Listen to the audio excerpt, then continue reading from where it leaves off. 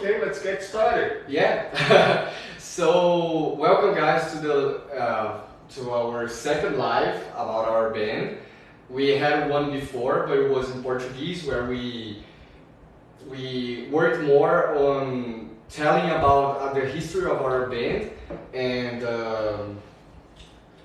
our songs, our concept, our projects that we're making. And today we're gonna make a live in English because our first single was in Portuguese, but this second one was in English. So we prefer to speak here in English so that everyone who hears, listen to the song can understand what we're saying and what we can say about the song that we released, our second single, One Dream.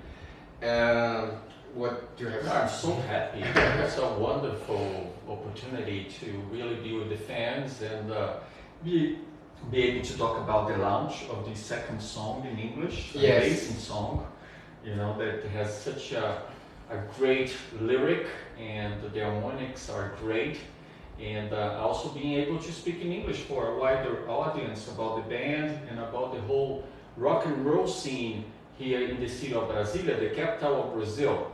So, in case you are not from Brasília or you're not from Brazil, Brasília, the capital of Brazil, is like the most important city here in terms of rock. We had in the 80s, we had a very boom of cultural rock here with great bands like Legião Urbana, Capital Inicial, Plebe Rude. Right. So, but that's the problem. This is the only window we had about a cultural phenomenon that we had here in the city, and later we kind of lost it. We had some bands like Raimundos, in the 80s also Finis Africa, and so many other bands that never went to the wider public. Yes. Because also the industrial scene of music at that time was not very available as we have now, with TikTok, with Instagram, with Spotify YouTube, will change Spotify. music forever. Exactly. The indie songs, before, so that you can have your song with quality, that we have today, you have to go to the big labels. But nowadays you can make, the best sound you can only on your iPhone, on GarageBand, for example. We didn't make that way. We did it independently in the studio, but it has a lot of quality. A lot of quality. Yeah, it's amazing. It's a technological revolution because I had a band in the 80s, the Nada Consta band.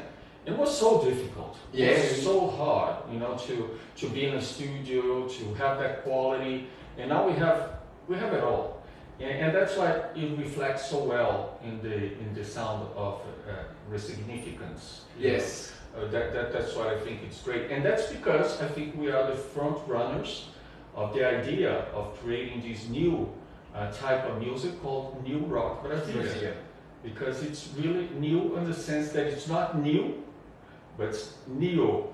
It's N-E-O. We really try to reshape the whole scene of the Brazilian music, and the plans also include having something to invite other bands to come over here to the studio and to have podcasts about these new bands in Brasília, because it seems that the scene of rock and roll in Brasília became very strong again. Yes, because especially after the pandemic, I started searching more, trying to, because I was like, it's impossible that we have, the indie genre ascension here in the world, in Brazil, and we have all these new bands, new artists. And here in Brasília, I was like, oh my god, it's impossible that we don't have this here. Because this is a place that is so, we have a lot of people who can be, influenced by all these bands that we have. And then I started searching, I started thinking, well, of course there might be. Mm-hmm. So I started searching, I started going to new places here that they're investing a lot on these bands, and I started learning new things about it. There's a lot of people who is like really trying to do something really great, something completely new, but still with the same base of the Brazilian rock. But unfortunately, we still don't have, you know, a solidified thing about it. We don't have a movement. We don't have a movement. It's all like in the place, you know. There's a band there who's really good, but and then there's another who talks a lot about with this band, but they don't, you know, merge because they don't know about each other. So what I really want to do, especially on this podcast that we're gonna do on our official account of the band, we're gonna start a new podcast series about New Rock Brasilia, about the new bands here in Brasilia, and then we're gonna talk and we're trying to, you know, make everyone know each other. Because what I like about the scene of the rock and roll in Brazil is that we have all these wonderful styles of music, like bossa nova, the tropicalia, we have the clube da esquina, we have the samba. And what I like the rock and roll scene is that it includes some of these styles also in the music and also in the way that these bands perform. And I think it's so unique. And also the Brasilia being such a contemporary city. It was built in contemporary times. It was just like that. And then it provides us a lot of spaces for reflections. Of course, we have a lot of politicians here. A lot of people who just don't want, you know, just want a pain in the neck. Yeah. You know, there's nothing to do with rock and roll in Brasilia. Much for the contrary, I think we try to sing against those politicians. We don't want to talk about politics. We're just like trying to get away from them. We're just tired of politics. And, oh my God, I think that's why we do music. Yeah, we're trying to get out of this, you know, that's kind of tedious, you know, a tedious city who's only here about politics, about public service. Right, servants. Services is different. I'm sorry, guys. But, you know, we're trying to do something, we're trying to get horny, you know. Right. I think that's the word, because we're just so down and everything. We're trying to get excited. And during the pandemic was even worse. It was even worse. You know, our city's already ghost town without pandemic. Imagine with pandemic. It was the worst thing ever. But also, again, it gave us the space, as a lot of bands had in Brasilia, that, you know, a lot of times we don't have much to do, so we do music, which is a great thing. And during the pandemic, that's what we did, even at home.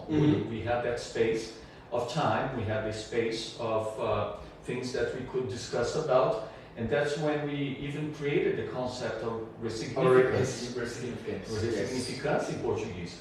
And that's how it turned out that you start writing lyrics about it. So you can tell, you know, the fans a little bit about because your creative process of creating those lyrics is amazing. And then I created like the melodies and the harmonica on the songs. Yeah, because in case you didn't watch the first live we did, we talked about our history of the band, how we formed, and how we started making songs. We all started on the pandemic in 2020, and we were really on the height of the peak of the pandemic, and we started seeing what was happening in the world, you know, and it wasn't in the pandemic that we started having, you know, these thoughts and reflections about it. But you know, the pandemic was really the time where we could really just, you know, stop and think more. And this on the time of the pandemic, I never the only instrument I learned before was violin, but then I started wanting to learn how to play the guitar and the bass and the bass.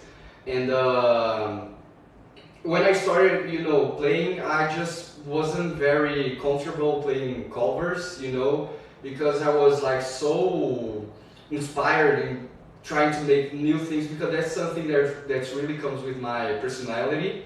I can't just copy something, you know. I prefer creating my own things. I study nowadays cinema, audio, And I must visual. just say something very quickly about that. It's something that it's a lot of value for the rock and roll scene of Brasilia. It was always like that. Mm-hmm. You know, the covers never had really a lot of room here in Brasilia, so it was a lot of creative and new songs, new lyrics, and I think that's what resulted Brasilia having so many good bands. Yeah, because I remember you telling me that before when a band in the 80s here in Brasilia played cover songs, people would boo them and kick them Right. out of the stage, you know. Don't play covers, we don't care about covers, show us what you Right. got. And if you played anything and you sang anything that was new, we loved it. And I remember even for the English audience, someone would, you know, just get on the stage and start screaming and singing, "I hate Reagan, I hate Reagan," and everybody, "Wow, that's great, that's wonderful," you know. It was better than playing, you know, Bohemian Rhapsody. They prefer you just go to the stage and say, I just ate a sandwich and it was very good. And then you make a melody about it, you know, you can make a jam, right? Improvisation jam, and people will love it, but no covers, you know. And that's something, you know, my father, he brought me to me, and I really had this problem with covers. So, I've always been very inspired in writing and creating in terms of art. So I started writing the songs about Ressignificância, right? Mm-hmm. So, yeah, that was the... Which is a concept really it's more of a philosophy to rethink how we live and to rethink on how we do things, you know, and if we are just consumers, if we are just voters, if we are just citizens. I think we are more than that. I think we are human beings, and I think that's what we're losing. And I think that's what Ressignificância brings to the table. It's really how we can sing ideas, you know, so that's what we call Ressignificant literate rock band, in the sense of the lyrics having something to say, something for people to think about. Yeah, because, you know, what I really think about what I'm listening to these new bands is that, especially the lyrics, they have a lot of things to say. This is why we're calling the New Rock Brasilia. We think that it's already happening, but they still don't know yet, because what we created and then what we saw, what I'm seeing on the other bands, that we're talking about the same thing, you know, especially, you know, that intrigue that we have about, you know, are we only consumers? I want to tell about our feelings, not only about, you know, what's been on the mainstream music nowadays, that is, you know, sex, consume, status, reputation. These people are getting tired of it, especially in the indie scene, here in Brazil especially. And we're talking about, you know, all situations, even though it can look a lot of insignificant, but people are talking about these things because they start thinking, why is this insignificant? So I think it's something that's really happening, you know, a lot, but it's not solidifying as a movement. So this is why we're going to bring the New Rock Brazil, so that, because this is one of the main ideas, not only, you know, the melodies, the style of music, but the way of expressing, you know, it's something that's really common between what's happening right now. And that's why we really want to solidify this and create it as a movement. And what I like about the whole idea of significance is not that we're trying to promote a way of thinking. We are promoting a way of rethinking. or, you know, people to really use self-consciousness to rethink things, you know, and not only say, oh, there is a way, a better way, and you should follow that way of thinking. You know, that ideologies will do, the doctrines will do. We don't want that. And I think we have two songs now. So we have two singles. The first one, it's in Portuguese, Cathedral of Hope. But I think it talks a lot about these concepts also. You know, it's in a figurative form. It's not something that we give like in face. But like there's people will just understand very quickly what it means. But that's something interesting about understanding, you know, something that is all like in the face, you know, I'm telling you that, because There's a song that we're gonna release later. It's gonna be our next single, Negacionista. Negacionista. You know, spoiler. Already spoiler. Our third single will be called Negacionista. Negacionist? Negationist. Negationist. And this song, it was very funny. I started because I think was my lyric that was like so much in the face, it hurts. Because I was like literally just saying, you know, the message of the song. But the first time we played this song was with a drummer. We played this song, he was listening to our lyric, and just telling a little bit of the idea of the song. I'm just pretending to be a negationist, and I'm just like, whoa, I love being negationist, I want dictatorship, I want censorship, I want these things. But then in the end of the song I say, I'm just kidding, and if you agree with all I said before, go get some help. Yes. You know, something so in the face, you know, I was like, oh my god, it was punk, you know, I just wanted to say something right away. And when we played with the drummer, he just, at the first listening, he didn't understand the message at first. He thought that I was really meaning it, like the negationist things, you know, the concepts about, yes, I do want dictatorship, I want censorship. And I was like, what? Yeah. What's the last thing I say in the song? But we have to remember that the drums were quite loud, also. Yeah, of course. So it's a punk music. But I think the message is pretty clear. Yeah. You know, if people understand. But it's also a way to rethink. You know, it's the way that a negationist will think, and in the same song, it's to rethink how dumb this is. You know, how dumb is to be a negationist. And the way I would translate negacionista, it's also a wonderful word in English called denial. You know, I just deny things. I don't take them for granted. Of things that are so clear. You know, that science works. That things, you know, that we have a world that's round. You know, and they just deny all of that just because people they still want think to have control. The world is flat. They have to control. And what I like about being in Brazil and being on that scene also is that we have a lot of traditions, traditional populations, indigenous populations of the Amazon that I have visited. Like this is a handcraft of the Waiampi population that I visited last month.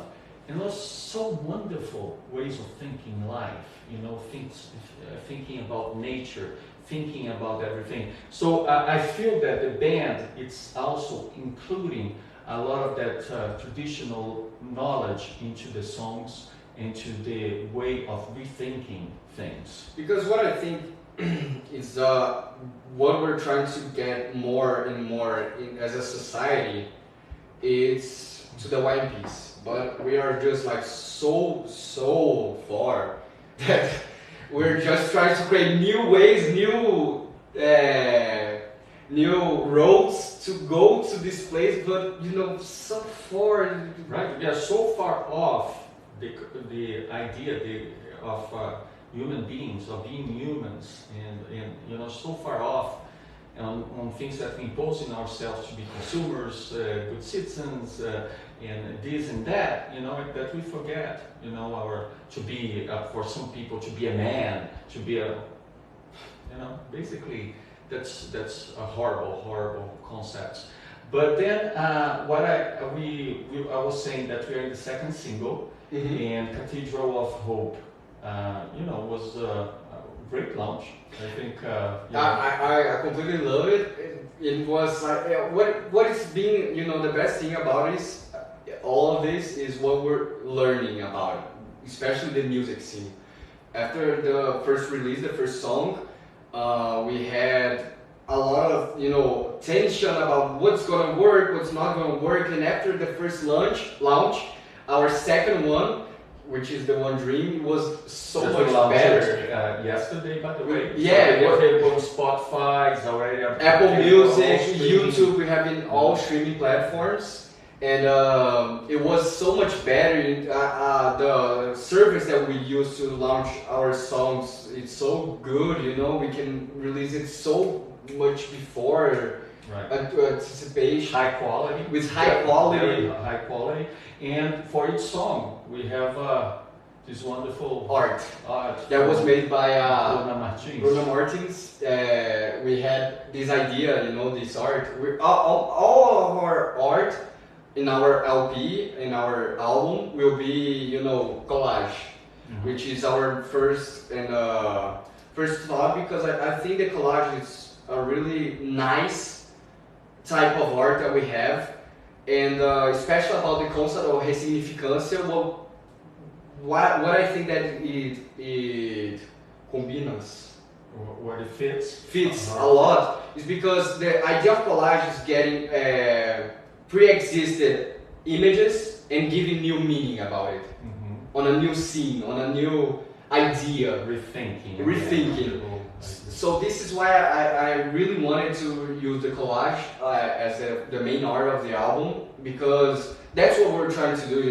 We're not trying to get something out of zero. We're getting things that's already there, but we can think of a new way about it, rearrange it. We don't have to get something and destroy it and make something new, because this is horrible. This is what's been happening the cycle of history.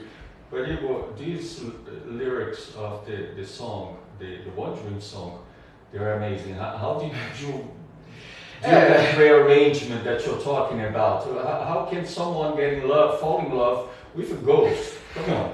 Well, the lyric about it was. I love it, by the way. I'm just, trying to tease you. No, it was really a dream, that's kind of funny, because the name of the song is One Dream, and it was literally one dream that I had. It was quite possibly the first lyric I've ever wrote, because I already had the idea before I even put it on paper. Uh-huh. So, it was the first lyric I wrote, literally speaking, but it was already there, the idea, because it was an old dream, where I literally fall in love with someone who, just didn't exist. It was a ghost.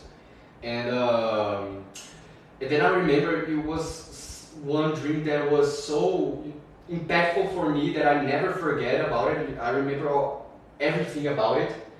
And all the touches and it was transcendental, I really thought when I had it, the dream, I thought it was real, and I was like really in love with someone, and I was the first feeling I had actually for someone who's not, a parent or, a dog. And it was the normal, the love for someone else that we have, which is in family. And I remember, I was really depressed after it, and No, but because it was good. yeah, like it was so weird, having it, because it was a dream about someone. It was literally a ghost, someone who no one could see, in the dream. I was like, oh, she's right there. Please tell me that she's real. I can't believe it. No, but what I think is amazing is that you start with the lyrics giving the scene of where you were. So the clocks were melting in a room full of snow. So you just give exactly the context of what's about to happen. So that's what you saw. You saw like clocks melting in a room. No, the idea full of the snow. clocks melting in a room full of snow, it's getting the idea, because what I really wanted about this song is to make it a little bit psychedelic. Ah, I see. So my idea of these two verses is to make people understand that it's literally a dream what I'm talking about. Ah, I see. Okay. So it's not the real So world. again, rearranging things. Yeah, I'm rearranging things, because the clocks are melting. It's something that I got from Salvador Dali with that famous painting of the clocks melting. Okay. And Room Full of Snow was actually from I forgot, but it was on a movie that I saw that it was snowing on the kitchen, Uh-huh. and I really liked that scene.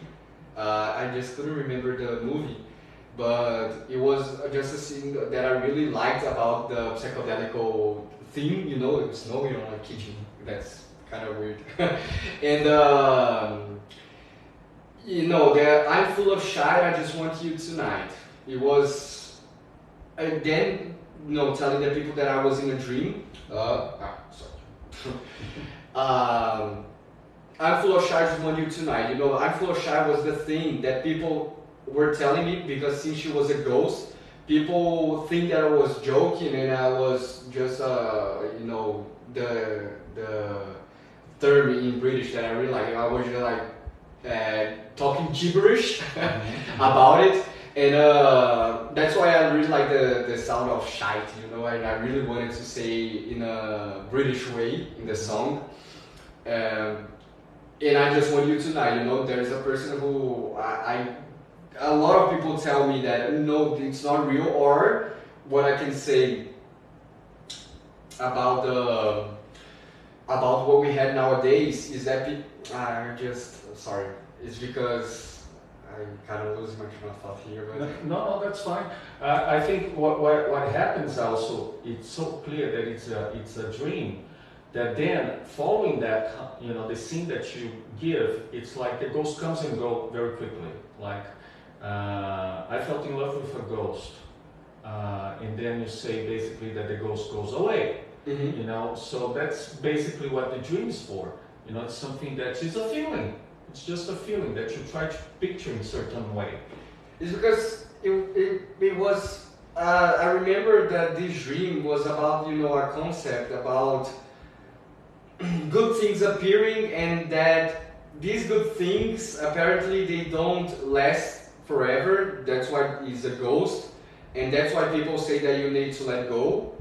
And then comes the final part of the song. I know this is your dream, but I will miss you again, because this is the time that I actually accept that this is not real, that I must go on, but I will always miss that. And it's kind of a reflection about relationships itself, because that's kind of funny, because have you ever had a person that it's in love with someone, and when you meet the person you're like, oh my god, this person I really like that. A lot of people date ghosts, and they yeah. don't know it, No, but they are alone basically. And because when you say, I remember holding you when you said goodbye, I fell in love with a ghost. no one can look in your eye, because It's basically also the real relationships that we see in the world. Yeah. People sometimes are dating ghosts. because what we're dating, what we see nowadays are people who we can say they are toxic, or people who we say, oh my god, what did you see on that person that made you fall in love with it? And only that person knows it. Well, there's a ghost of him where he's actually nice and I love it. He showed me these things, but no one sees it, and I'm getting crazy about it. I like the lyrics even more now because I think that bridge to reality it's really great. The scenes of thinking, about the paintings and about movies, and then you get the dream on, but also it has that touch that it's a way of rethinking relationships. Are we really dating ghosts or really dating? It's a good feeling to date. It's a good feeling to have relationships, but it's something that we know it's not going to work. Yeah, it's not going to work. So I remember, holding you when you said goodbye. It will be a goodbye. And I think the collage breeds that. It's a more two-dimensional type of collage, and talks about. And I think that's the feelings that you also brought in your lyrics: rage and love. Because a lot of people talk about love and hate. You talk about rage. What I think it's your contrast in the music. It's not, you don't hate that person. You don't hate that ghost. No, you're just It's really the rage of how love needs to be, and how rage is important for you to rage against yourself, also to rethink love. Right?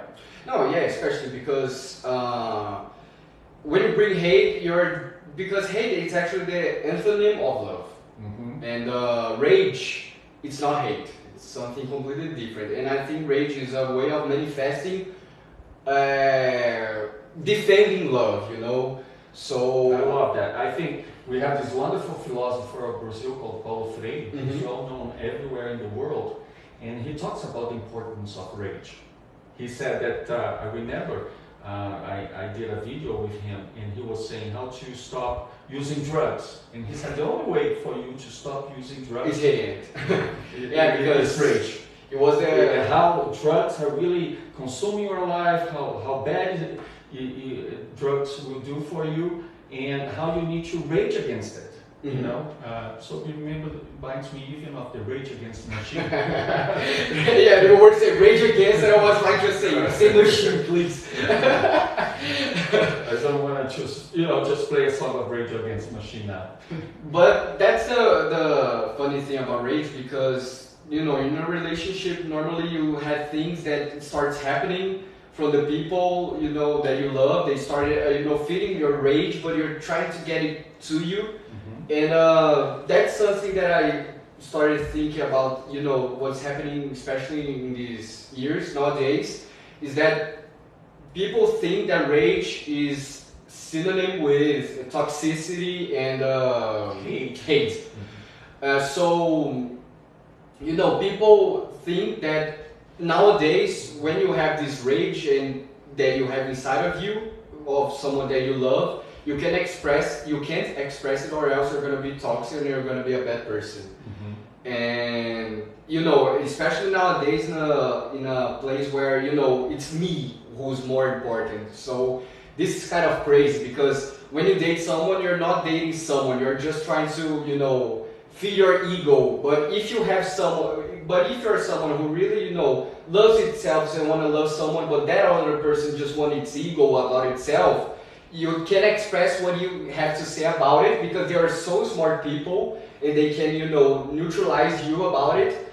And all this rage that you feel will be that's the contemporary term, is going to be synonym with toxicity and hate. But that's not hate. Now, something that was also difficult is that you have these strong lyrics and you have all these great concepts to think about, but also creating the melody, because the melody needs to reflect that. Yes. And this is a riff. We start with a riff that I was playing even in the 80s, but I never knew what to do with that riff. You can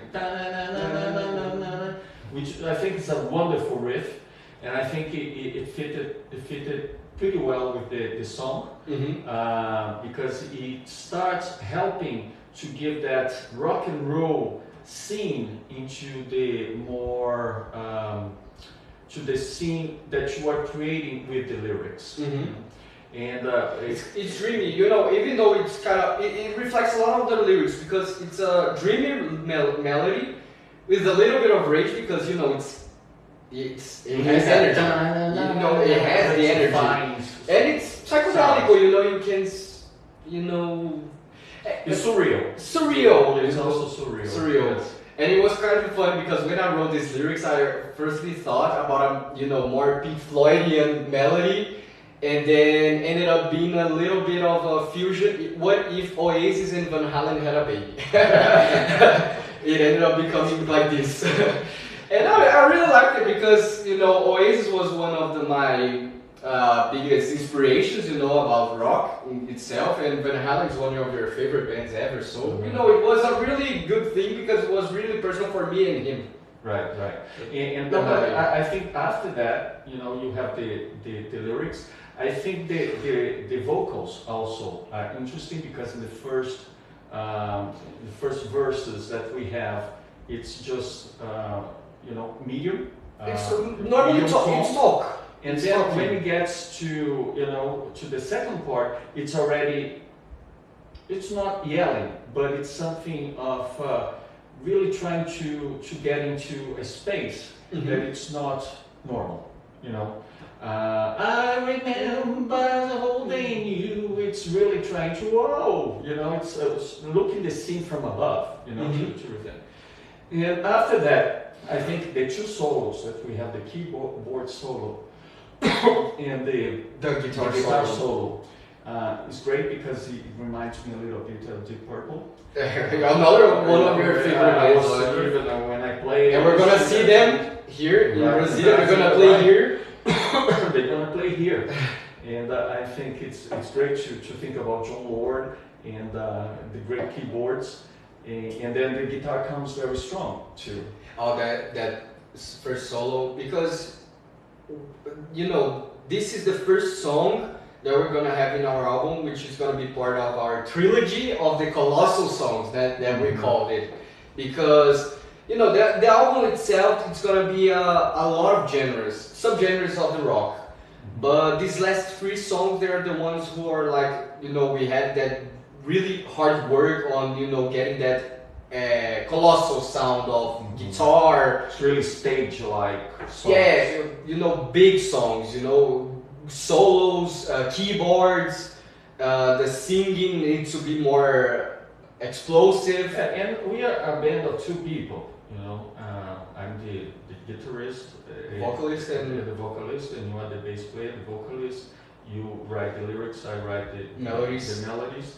But I think we that's the good thing about the scene in Brasilia, that we have all these great players that come and help us. And help us with this great job, like Mariano did on the keyboards and Alexandre did on the guitars. On the guitars. Now he's in the Musician Institute in the States. So I think that's wonderful that we have that opportunity also to bring that experiences from other musicians that are playing in the Brasilia scene. And of course, we talk about Deep Purple, we talk about the Oasis, we talk about all of that, but also a lot of the influence of the rock Brasilia of the 80s. Legião Urbana was completely... But it's like new, like something to rethink all of that all together. It was funny because on the first single that we released, a lot of people say looks, you know, it has a lot of inspiration of Plebe Hood, and I was like, I never listened to the Deep Purple of the keyboards. The keyboards remind me right now, you know, of John Lord playing the keyboard and doing his solos. It's not something that, let's have a solo here. Oh yeah, like really Deep Purple, it was sound. Yeah, no, it was not like that. No, you know the Plebe Hood one. I didn't even listen a lot to the band, and people were saying, "Oh, it's a lot like it," and I was like, "Oh my god."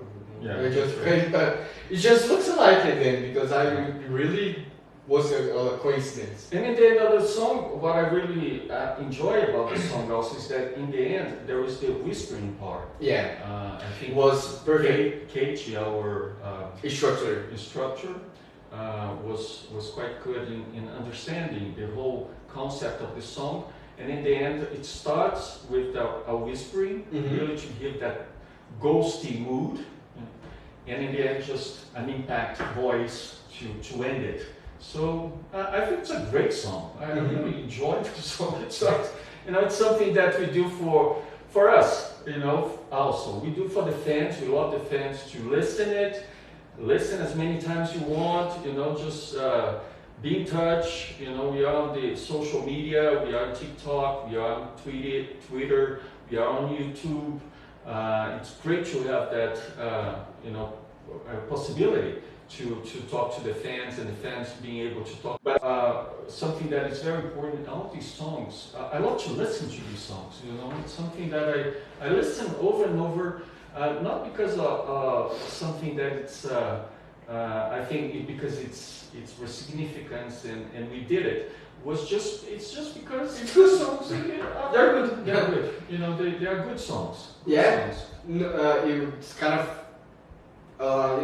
funny because sometimes I go to walk with my dog and I just put, you know, the headphones and started listening to our songs. And sometimes I just can't believe it that we actually managed to do something that I can say, oh, this could, you know, play in the radio. Because when I started writing these songs, I was thinking, it's gonna be a lot amateur. It's not gonna be, you know, something that can have the quality that we have nowadays.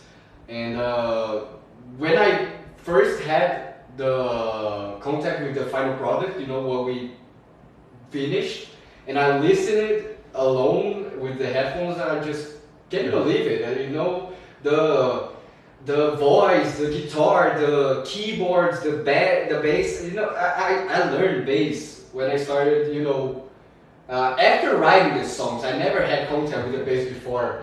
And I wrote and I played it on the studio. Only 6 months of bass. You know, I had any knowledge about it. And in 6 months, I already wrote all the melodies for the songs and I already recorded it on the studio. And literally, what you listen on the song on Dream and the Catedral da Esperança on Spotify is literally of a 6-month basis player. Yeah.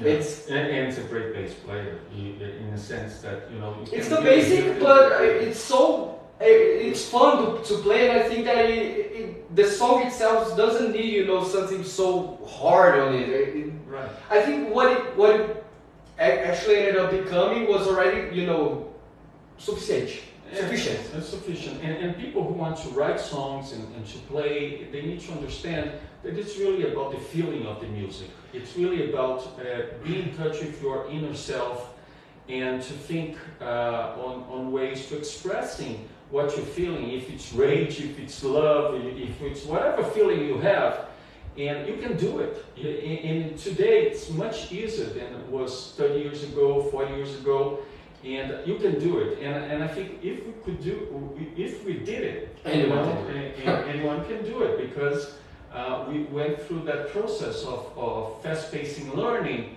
but at the same time with a lot of support from a lot of good people.